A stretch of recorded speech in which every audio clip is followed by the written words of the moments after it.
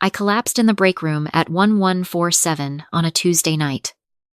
And the first face I saw when I opened my eyes was a stranger in scrubs, telling me my heart had gone into arrhythmia from exhaustion. Not my mother. Not my father. Not my sister. A stranger. That was the moment I realized something I had been too tired, too busy, too guilty to see for years, that I had been running myself into the ground for people who wouldn't even slow down to notice I had fallen. My name is Claire. I'm 29 years old. I'm an accountant at a mid-sized firm in Columbus, Ohio. And for the past 6 years, I have been the financial backbone of a family that treated me like a utility bill, something to be used, never appreciated, and only noticed when the service stopped. Let me back up. My parents divorced when I was 11. My dad moved to Portland and we lost touch gradually. And the way you lose touch with someone when every phone call gets shorter and every visit gets postponed until postponed becomes permanent. My mom remarried when I was 14. His name is Dennis. And from the moment he walked through our front door with a bottle of grocery store wine and a too-wide smile, I understood instinctively that he was not someone who would ever see me as his own. I was right. What I didn't understand then was that my mother would eventually stop seeing me as her own too, at least not in the way that mattered. My sister Becca is 2 years younger than me. She has always been the one my mother looked at, the way mothers are supposed to look at their children. Soft eyes. Easy forgiveness. Endless patience. Becca was the one my mother drove to dance recitals and stayed up late helping with college applications. Becca was the one Dennis took fishing on weekends. The one they called their free spirit. The one whose mistakes were always just phases and whose dreams were always worth funding. I was the responsible one, which, in my family, meant I was the one who paid. It started small. My first job out of college. My mother asked if I could help cover 1 month's rent because Dennis had a slow quarter at his contracting business. I said yes. Then it was Becca's car insurance, because she had just graduated and was still job hunting. I said yes. Then it was the property tax on the house my mother and Dennis owned. Just this once. They said, just until Dennis landed the Henderson project. I said yes. 6 years of yeses. 6 years of watching my savings account hover at a number that should have been 3 times higher. 6 years of declining invitations from friends because I had already mentally spent my next paycheck before it arrived. And most of it wasn't going to me. I want to be careful here. Because I know how this sounds. And I know some of you are already thinking what I used to think when I heard stories like this, that the person telling it must have had some choice. I must have been able to say no at some point. Must have been at least partially complicit in their own situation. And maybe you're right. Maybe I was. But when you grow up in a house where love feels conditional and approval feels like oxygen, you learn very quickly which behaviors keep the air flowing. Saying yes kept the air flowing. So I said yes. The engagement happened in March. Becca had been dating a guy named Tyler for about 2 years. Not a bad person. Genuinely not. Just someone who worked part-time at a sporting goods store and had no particular plan for the future. My mother loved him. She said he had good energy. She started talking about the wedding approximately 48 hours after he proposed, and by April, she had a venue, a guest list, and a number in her head for what the whole thing should cost. That number was $62,000. I found out I was expected to contribute when my mother sat me down at her kitchen table with a spreadsheet. An actual spreadsheet. She had itemized everything. Venue. Catering. Flowers. Photographer. Dress. Rehearsal dinner.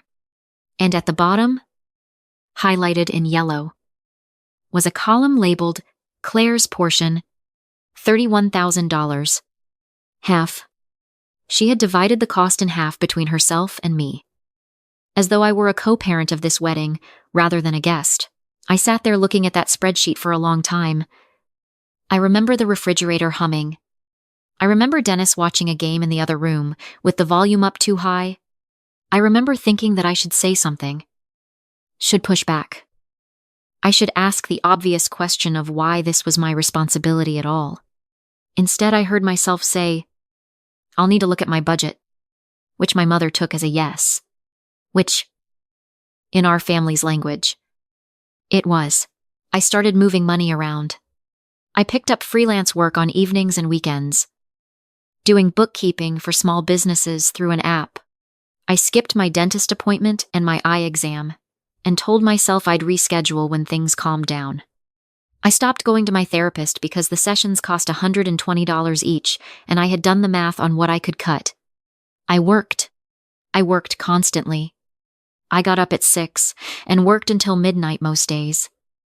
My regular job, plus the freelance. Plus responding to my mother's increasingly frequent texts about catering deposits and bridesmaid dress colors and whether I thought the DJ was worth the upgrade package. The collapse happened 4 months into this. A Tuesday in late July. Nearly midnight. I had been at my desk for 16 hours, and I stood up to get water, and the room tilted, and then I was on the floor. My coworker Maya was still there. She was always there. To the two of us burning ourselves out in that office like it was a competition, and she called 911. I remember the fluorescent lights overhead. I remember being cold. The hospital was 20 minutes away. The ER doctor said my heart had been throwing irregular beats, likely from a combination of chronic sleep deprivation, dehydration, and sustained stress. They admitted me to a cardiac monitoring unit. They said they wanted to observe me for at least 48 hours, and that if things didn't stabilize, there would be further testing. Maya called my mother. My mother called me 40 minutes later from what sounded like a restaurant. There was noise in the background voices. Music. The clink of glasses. She said, "Claire." Maya says you're in the hospital, and I said yes. And there was a pause. And she said, "Is it serious?" And I said the doctors wanted to keep me for observation. Cardiac monitoring. At least 2 days. And there was another pause. And she said, "The thing is, we already have the flights booked for Becca's cake tasting in Savannah. We're leaving tomorrow morning." And I said nothing. And she said, "You know how hard it was to get this appointment with that bakery? They're booked out 6 months. And I still said nothing. And she said, "You're going to be okay, though." "Right. You have insurance." They left the next morning. My mother, Dennis, Becca, and Tyler. 4 days in Savannah. Cake tasting and venue touring and whatever else. Goes into planning a $62,000 wedding for 2 people whose combined income couldn't cover the flowers. I know this because Becca posted every day. The cobblestone streets. The Spanish moss. The little boutiques. My mother commented heart emojis on every post. I watched all of it from a hospital bed with electrodes on my chest. Here is the thing about lying in a hospital room alone. When you expected someone to come, the silence has a particular quality. It's not peaceful. It's the kind of silence that makes you take inventory. I counted the people who knew I was there. Maya. My manager, the woman at the front desk of my apartment building who had seen the ambulance, and someone else? As it turned out, someone I hadn't expected. His name was Daniel Marsh. He had been my next-door neighbor when I was growing up before my parents divorced. Before we moved, back when I was 8 and 9 and 10 years old, and the world felt like it still made sense. He was maybe 15 years older than me. A quiet man who kept a garden and sometimes brought vegetables over in paper bags. After the divorce, after the move, I never saw him again. I had not thought about him in years.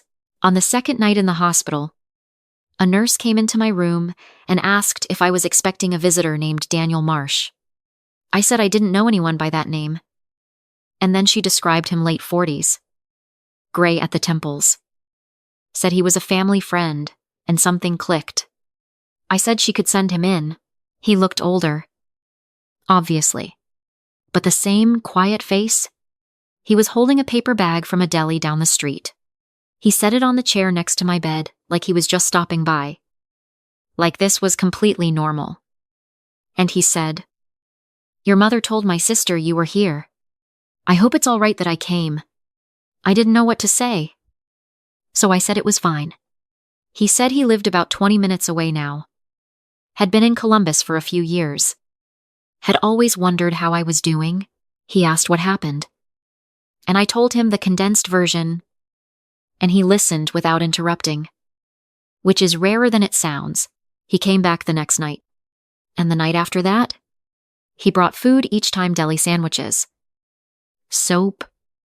A container of fruit salad that I ate entirely in one sitting because the hospital food had become impossible. He didn't overstay. He'd sit for an hour, talk about small things, or sometimes just sit quietly while I watched TV. And then he'd say he'd check in tomorrow and leave. It sounds strange. I know. It sounds like the setup for something sinister, or at least something complicated. But it wasn't. It was just a person showing up. That's all it was. In the absence of everyone who was supposed to show up, this near stranger was simply present. I was in the hospital for 9 days. My heart stabilized by day 4, but the doctors wanted to run a stress test, and then there was a question about a medication interaction, and then insurance pre-authorization for a follow-up procedure that turned out to be unnecessary. 9 days. My mother texted on day 3 that Savannah had been beautiful, and she hoped I was feeling better, and that the florist had agreed to do eucalyptus instead of baby's breath, which was going to look so much more elegant. On day 6, she called to ask if I had looked into whether my insurance would cover the cardiac monitoring, because she had read that sometimes insurance didn't cover extended observation stays, and she didn't want me to end up with a bill that would affect my ability to help with the wedding. I want you to sit with that for a moment. I was in a hospital bed with electrodes on my chest, and my mother was worried about the wedding. Daniel brought Thai food on day 7, and we talked for almost 3 hours. That was when I started to understand who he actually was. Not just to me, but in the context of my family. He had known my father. Not just as neighbors, they had been close. The way men of that generation could be quietly close. Working on cars together on weekends. Watching games. When my parents divorced and my mother remarried and moved us across town, my father had asked Daniel to check in on me if he ever crossed paths with our family. My father's words, Daniel said, were, "Claire is going to need someone in her corner eventually. She's not the kind of kid who asks for help, but she's going to need it." I had to ask him to stop talking for a second when he told me that. I looked at the ceiling and breathed. My father, who I hadn't spoken to in almost a decade, had thought about me, had asked someone to look out for me, had seen something in me when I was 9 years old and registered it as a future concern. I hadn't known. I hadn't known any of it. Daniel told me my father had written him letters. Not emails, actual letters. For years. Asking about Columbus, and asking, indirectly, whether Daniel ever saw or heard anything about how I was doing. The last letter had been about 2 years ago. My father's handwriting, Daniel said, looked the same as it always had. I was discharged on a Thursday. My mother arrived at the hospital that morning, just her. Not Dennis or Becca. And I could tell immediately from the way she walked in that she had a version of events already composed, a narrative in which the Savannah trip had been unavoidable, and she was here now, and that should count for something. She leaned down to hug me and said, "You look pale. You need to eat?" And then she turned to the nurse, who was processing my discharge paperwork, and said, "I'm her mother. I'd like to speak with someone about the care she received."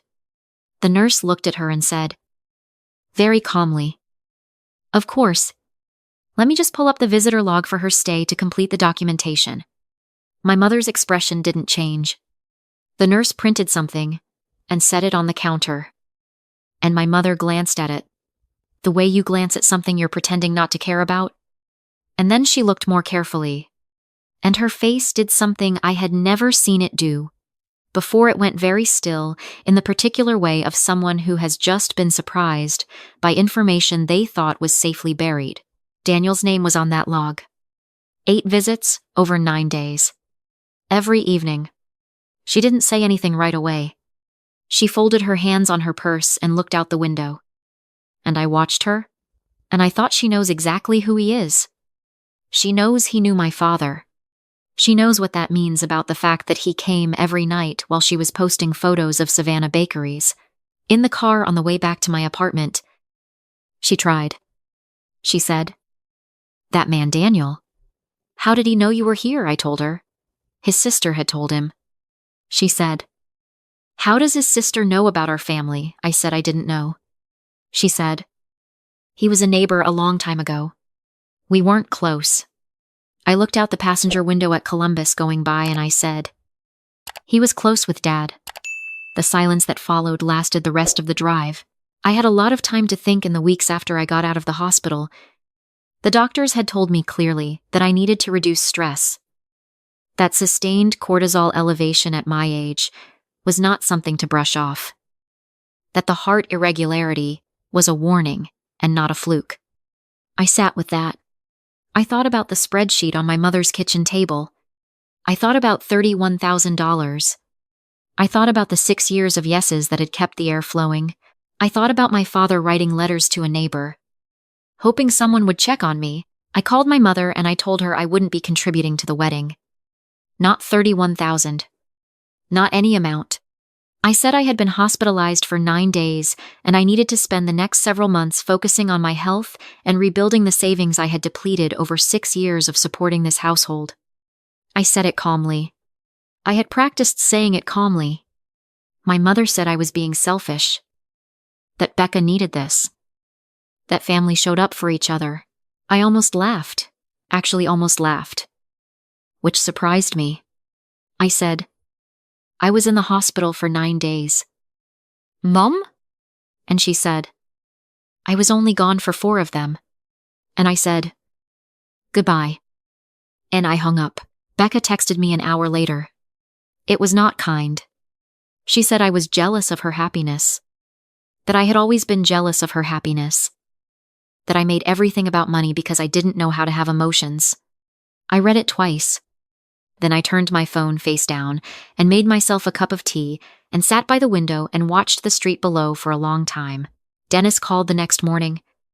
Dennis, who had not called me once during 9 days in the hospital, called to tell me I was causing stress for my mother and that I needed to think about what kind of person I wanted to be. I let him finish. Then I told him that I had been thinking very hard about exactly that question, and that my answer was, I wanted to be the kind of person who stops paying for other people's choices while ignoring her own needs. He said that was a very selfish way to look at things. I thanked him for calling and hung up. I called my father 2 weeks later. It took me several days to work up to it.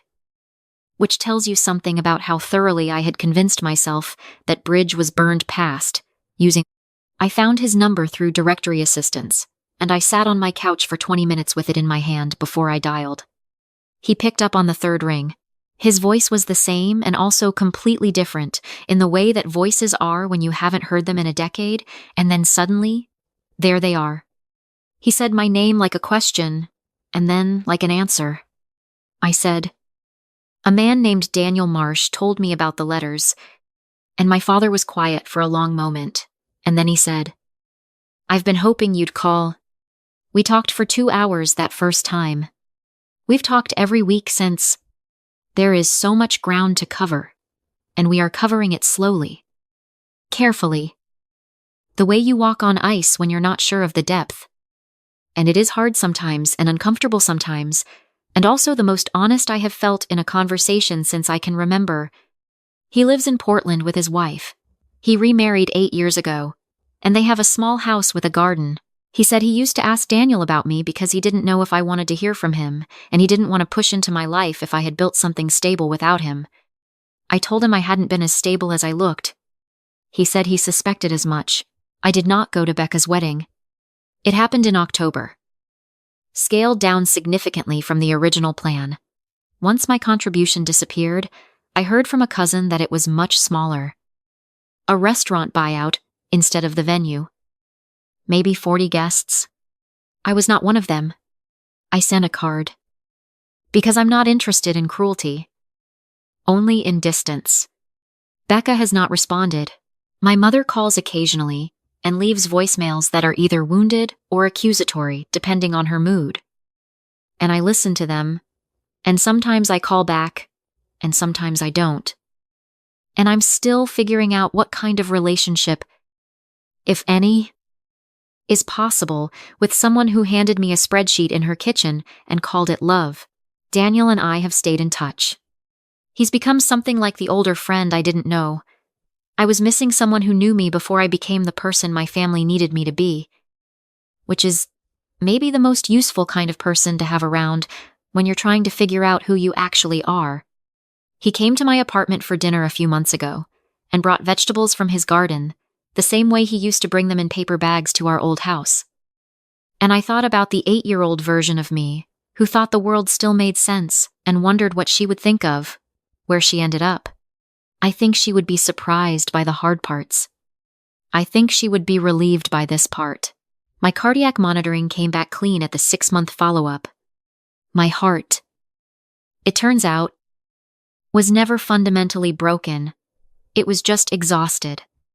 The doctor said I had responded well to reduced stress and improved sleep and asked what changes I had made.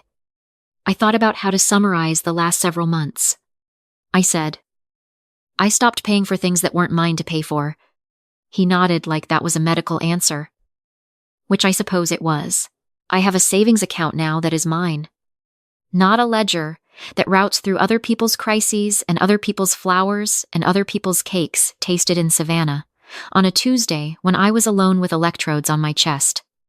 Mine. It's not a large number yet, but it is growing. Slowly. The way things grow when you stop bleeding them out. I have my eye exam scheduled. I went back to therapy. I booked a trip to visit my father in Portland in the spring, my first time there. The first time I'll have seen him in person since I was 17 years old. And I'm nervous in the way you're nervous about things that matter. I don't tell this story because I think my family is uniquely terrible. I think a lot of families run on this particular fuel, the unspoken agreement that one person's compliance will be mistaken for strength and rewarded with more to carry. I think a lot of people are walking around exhausted in ways they can't fully explain because they've been saying yes for so long that yes has started to feel like their natural state. I told this story because someone I barely knew showed up for 9 nights in a row with deli sandwiches. And it made me realize how low my bar had been. And how much further I had been willing to let it drop before I called it a problem. If any of this sounds familiar, I want you to hear this part clearly. The people who show up quietly, without being asked, without making it about themselves, without checking Instagram while you're still in the building, those are the people worth rebuilding around. Everything else is a spreadsheet. That's my story. I'm fine.